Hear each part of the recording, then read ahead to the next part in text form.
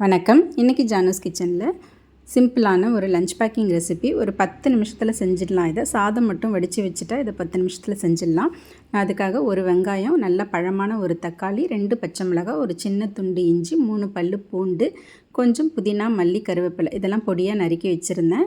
ஒரு பேனில் 1 table spoon எண்ணெய் சேர்த்துக்கலாம். எண்ணெய் காஞ்சதும் கடுகு, சீரகம், பெருஞ்சீரகம் தாளிச்சிருக்கேன். கூடவே ஒரு சின்ன துண்டு பட்டை, கிராம்பு, கொஞ்சம் பிரிஞ்சி இலை போட்டிருக்கேன். அதெல்லாம் பொரிஞ்சு வந்த பிறகு கட் பண்ணி வச்சுருக்கேன் இஞ்சியும் பூண்டையும் போட்டுக்கிறேன். வெங்காயத்தை அதுக்கப்புறம் சேர்த்துக்கிறேன்.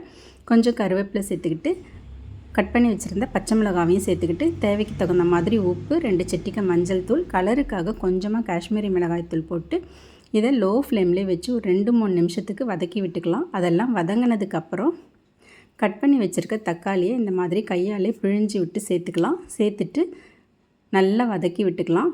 இந்த மாதிரி வதங்கும் போதே அது பாதி அளவுக்கு வெந்துடும். இந்த மாதிரி வதக்கி விட்டுட்டு இதை நல்ல லோ ஃப்ளேமில் வச்சுட்டு ஒரு 2-3 நிமிஷத்துக்கு அப்படியே மூடி வச்சிடுறேன். இந்த மாதிரி மூடி வைக்கிறதுனால எல்லாமே நல்லா குக் ஆகிடும். இப்போ ஒரு வாட்டி நல்லா கலந்து கொடுத்துட்றேன். கலந்து கொடுத்துட்டு இதில் புதினாவையும் மல்லியும் சேர்த்துட்டு மறுபடியும் நல்லா மிக்ஸ் பண்ணி விட்டுக்கலாம். அவ்வளோதாங்க. இப்போ இதில் நம்ம உதிரியாக வடித்து வச்ச சாதத்தை அதில் சேர்த்துக்கலாம். சேர்த்துட்டு அது மேலே 1 ஸ்பூன் அளவுக்கு வாசனைக்காக நெய் சேர்த்துருக்கேன். சேர்த்துட்டு நல்லா கலந்து விட்டுடுறேன். அவ்வளோதாங்க.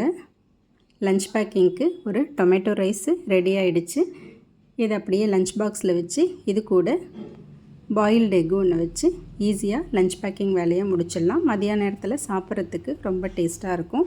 சிம்பிளாகவும் செஞ்சு முடிச்சிடலாம் கால அவசரத்தில். Thanks for watching.